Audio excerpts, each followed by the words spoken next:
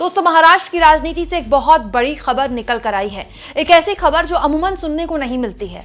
अचानक ऐसा क्या हुआ कि अमित शाह की रैलियां कैंसिल करनी पड़ गई। अमित शाह अचानक से महाराष्ट्र छोड़कर दिल्ली के लिए आखिर क्यों रवाना हो गए हैं, सब कुछ मैं आपको तफसील से बताऊंगी। साथ में आपको यह भी बताऊंगी कि चुनाव आयोग ने क्या लिया है बड़ा एक्शन, और इस एक्शन पर अब किसने उठा दिए हैं सवाल। लेकिन सबसे पहले सबसे बड़ी खबर आपके सामने रख देती हूं दोस्तों। एक बिल्कुल अलग तरह की खबर अभी नजर में आई, तो मुझे लगा सबसे पहले आपके सामने वही शेयर की जाए। और ये खबर ये है कि अमित शाह ने विदर्भ में अपनी सारी रैलियां रद्द कर दी हैं और अचानक नागपुर से वो दिल्ली रवाना हो गए। दोस्तों, विदर्भ वो इलाका है जहां पर इंडिया गठबंधन ने लोकसभा चुनाव में बहुत अच्छा परफॉर्म किया है। एक्चुअली में विदर्भ के लिए कहा जाता है कि जिसने विदर्भ जीत लिया, महाराष्ट्र की सत्ता उसको आसानी से मिल जाती है। विदर्भ वो इलाका है जहां पर सोयाबीन कह लीजिए, कपास कह लीजिए, या फिर जो स्थानीय उपज है उसे लेकर काफ़ी नाराज़गी है किसानों के बीच इस सरकार को लेकर। और विदर्भ में एनडीए की साख दांव पर है और विदर्भ में अमित शाह की रैलियां थी। लेकिन आज तक ये खबर बताती है कि केंद्रीय मंत्री अमित शाह विदर्भ में होने वाली आज की सभी रैलियों को रद्द कर चुके हैं। और यहां पर इंपॉर्टेंट ये है कि वो नागपुर से होते हुए दिल्ली रवाना हो गए। मतलब वो पहले नागपुर गए हैं। नागपुर कौन?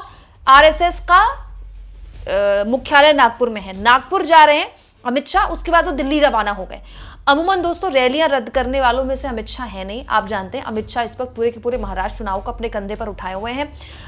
जब महाराष्ट्र चुनाव की तारीखों का भी ऐलान नहीं हुआ था, अमित शाह महाराष्ट्र जाना शुरू कर चुके थे। वो लगातार कार्यकर्ताओं से बात कर रहे थे। जो गठबंधन के सहयोगियों हैं उनसे भी जो सीट शेयरिंग का फॉर्मूला है वो अमित शाह ने ही तय किया है। एक एक सीट को लेकर बार्गेनिंग अमित शाह की मौजूदगी में हुई है। और अब जब विदर्भ के उस इलाके की बात और चर्चा शुरू हो गई है जहां पर किसानों की नाराजगी खुलकर देखने को मिल गई है। ये विदर्भ का वो इलाका है जहां पर शरद पवार का मजबूत गढ़ माना जाता है। उस विदर्भ इलाके में बीजेपी की रैलियां रद्द की जा रही हैं। अमित शाह की रैली रद्द की गई है। आज अमित शाह की रैली होनी थी यहाँ, लेकिन रद्द हो गई। और इंपॉर्टेंट ये है कि वो नागपुर से होते हुए दिल्ली रवाना हो रहे हैं। कि बहुत ही दिलचस्प खबर है। हालांकि वजह क्या है दोस्तों, इस वजह के बारे में अभी तक खुलासा नहीं हो पाया है। लेकिन इस बीच एक और इम्पॉर्टेंट अपडेट आई है। तो क्योंकि चुनावी खबर हम आपके सामने रख रहे हैं और ये महाराष्ट्र की ही खबर है, इसीलिए एक और खबर आपके सामने रख देती हूँ। अमित शाह और राहुल गांधी ने चुनाव आचार संहिता का क्या उल्लंघन किया है, ये सवाल खड़े हो गए हैं चुनाव आयोग के नोटिस के साथ। दोस्तों, चुनाव आयोग के पास बीजेपी और कांग्रेस दोनों ने शिकायतें की थी और दोनों ही शिकायतों का संज्ञान लेते हुए चुनाव आयोग ने वही किया जो लोकसभा चुनाव में उसने किया था। चुनाव आयोग ने बीजेपी के राष्ट्रीय अध्यक्ष और कांग्रेस के राष्ट्रीय अध्यक्ष को स्टार कैंपेनर का नाम लिखकर, बिना अमित शाह का नाम लिए या बिना राहुल गांधी का नाम लिए, स्टार कैंपेनर्स को आचार संहिता उल्लंघन न करने की हिदायत दी है। दोस्तों, चुनाव आयोग ने इसके अलावा सोमवार तक का वक्त दिया है कि दोनों ही पार्टियों को इस मामले में जवाब देना होगा। दरअसल बीजेपी ने दोस्तों राहुल गांधी के 6 नवंबर को मुंबई में दिए गए भाषण को लेकर चुनाव आयोग से शिकायत की थी और कांग्रेस ने अमित शाह के 12 नवंबर को जो धनबाद में उन्होंने रैली की थी उस भाषण पर आपत्ति जाहिर की थी। और बीजेपी ने राहुल गांधी के जो भाषण थे उसमें जो आरोप थे वो झूठे, निराधार और आधारहीन बताए थे। वहीं कांग्रेस ने आरोप लगाया था कि अमित शाह ने धर्म और जाति के आधार पर मतदाताओं को भड़काने का काम किया है। और दोनों ही नेताओं का नाम तो नहीं लिखा गया है, लेकिन दोनों ही पार्टियों के राष्ट्रीय अध्यक्ष को ये नोटिस दिया गया है। ठीक है, ऐसा ही नोटिस आपको याद होगा लोकसभा चुनाव में भी मिला था दोनों ही पार्टियों के राष्ट्रीय अध्यक्ष को। अब जो दोस्तों दिलचस्प बात है वो ये है कि 18 नवंबर, जी हाँ, 18 नवंबर तक का वक्त दिया गया है चुनाव आयोग द्वारा दोनों ही पार्टियों के राष्ट्रीय अध्यक्षों को, यानी कि सोमवार तक का, 18 नवंबर तक का दोनों ही राष्ट्रीय अध्यक्षों को इस नोटिस का जवाब देना है।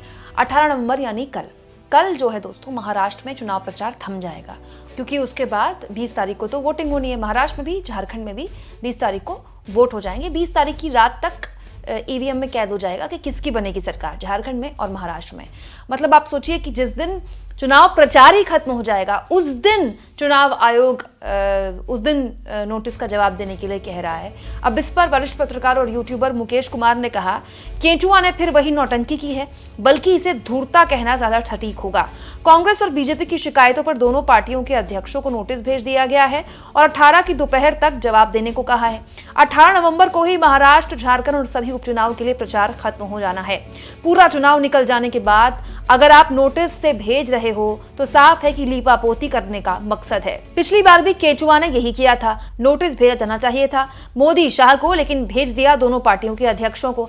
यानी सत्तारूढ़ दल के नेताओं को बचाने के लिए चुनाव आयोग किसी भी हद तक जा रहा है और बड़ी बेशर्मी दिखा रहा है। वैसे दोस्तों, चुनाव आयोग से इस लोकसभा चुनाव के बाद से बहुत से लोगों ने बहुत से सवाल पूछे। आप देखिए, उसमें जो चुनाव आयोग की जो प्रतिक्रिया रही वो उसको लेकर भी बहुत से लोगों ने नाराज़गी जाहिर की। जैसे मुझे याद है महाराष्ट्र चुनाव और झारखंड चुनाव की जब तारीखों का ऐलान होना था, और इसके अलावा जब हरियाणा और जम्मू कश्मीर में चुनाव की तारीखों का ऐलान होना था, तो बहुत ही एक रटा रटाया जवाब दोनों ही प्रेस कॉन्फ्रेंस में मुख्य चुनाव आयुक्त राजीव कुमार द्वारा दिया गया। मतलब कुछ तो लोग कहेंगे लोगों का काम है कहना, इस तरह की बात बोलकर राजीव कुमार ने जो उन पर सवाल उठ रहे थे उनका तार्किक तौर पर जवाब देने की बजाय उन सवालों से पहले ही अपने आप को किनारा कर लिया। दोस्तों, चुनाव आयोग सवाल पूछे जाने पर 1600 या 1000 पन्नों का जवाब दे देता है, फिर वो मीडिया में सुर्खियां बनती हैं। लेकिन ये राजीव कुमार भी जानते हैं और ये चुनाव आयोग भी जानता है कि हाल के सालों में उसकी साख पर कितना बट्टा लगा है। दोस्तों, राजनीतिक पार्टियां तो एक तरफ हैं, कांग्रेस की सरकार बने या बीजेपी की सरकार बने, हमको व्यक्तिगत तौर पर किसी से क्या मिल जाएगा। लेकिन सच्चाई ये है कि चुनाव आयोग एक ऐसी संस्था थी जिस पर किसी की ऐसी सवाल उठाने की हिम्मत नहीं होती थी। सरकार पर तो हर कोई सवाल उठाता है, लेकिन चुनाव आयोग बहुत ही एक न्यूट्रल संस्था हुई। लेकिन लोकसभा चुनाव के बाद हमने उस रेखा को अब मिटते हुए देखा है और अब खुलकर वो मिट रही है। आप प्रधानमंत्री मोदी के बयान सुनिए, झारखंड में वो रोटी बेटी को मुद्दा बना रहे हैं, मतलब बेटी के नाम पर वो वोट मांग रहे हैं। इसको लेकर झामुमो ने यानी कि जेएमएम ने जबरदस्त तरीके से विरोध दर्ज कराया, लेकिन क्या हुआ उसका। इसके अलावा दोस्तों, ईवीएम को लेकर भी बहुत गंभीर सवाल एडीआर जैसी संस्था ने उठाए हैं, उस पर क्या जवाब आज तक आया चुनाव आयोग का, ये तो खैर चुनाव आयोग के लोग ही जानते होंगे। चुनाव के दौरान, लोकसभा चुनाव के दौरान आपको याद होगा कांग्रेस कई बार चुनाव आयोग के पास गई शिकायतें लेकर, उन शिकायतों का क्या हुआ ये तो आप जानते ही हैं। तो बहुत सी चीज़ें हाल के सालों में हुई हैं जिस पर आप अगर बैठकर मंथन किया जाए तो किसी भी हाल में वो स्वस्थ लोकतंत्र के लिए अच्छी नहीं है। लेकिन अब चुनाव आयोग ने जो नोटिस दिया है उसका क्या जवाब आता है और उस जवाब का असर क्या होता है, फर्क क्या पड़ता है। जब चुनाव आयोग की कार्रवाई का फर्क ही नहीं पड़ रहा है किसी राजनीतिक दल को, कोई भी दल हो चाहे, तो फिर उस कार्रवाई को खाली रस्म अदायगी ना कहा जाए तो फिर क्या कहा जाए। लेकिन इस बीच ध्यान रखिए, अमित शाह की रैलियां रद्द होना ये एक बहुत ही इम्पोर्टेंट, आप कह सकते हैं कि बहुत इम्पोर्टेंट घटनाक्रम है जिस पर बहस होनी बहुत ज़रूरी है, जिस पर बात होनी बहुत ज़रूरी है। क्योंकि अमित शाह की रैलियां उस वक्त पर रद्द हुई हैं जब नरेंद्र मोदी भारत में नहीं है, मोदी विदेश दौरे पर हैं, और मोदी जब वापस आएंगे तो महाराष्ट्र का चुनाव निपट जाएगा। और आज एक तरह से आज और कल का दिन ही आखिरी दिन है प्रचार का। आज प्रचार हो सकता है या कल प्रचार हो सकता है, उसके बाद तो प्रचार का शोर ही थम जाएगा। तो इतना इम्पोर्टेंट घटनाक्रम जब मोदी जी पहले ही महाराष्ट्र और झारखंड से पैकअप कर चुके हैं अपने प्रचार का, अमित शाह की रैलियां रद्द होना और फिर नागपुर से उनको दिल्ली बुलाए जाना, ये अपने आप में बहुत सी चीज़ें, बहुत सी कहानी बयां करता है। आप इस मुद्दे पर क्या सोचते हैं कमेंट बॉक्स में ज़रूर लिखें, और जितना हो सके चैनल को शेयर करें, सब्सक्राइब करें, और थैंक्स और ज्वाइन के ऑप्शन से अगर आप चाहें तो कुछ आर्थिक मदद भी चैनल की ज़रूर करें।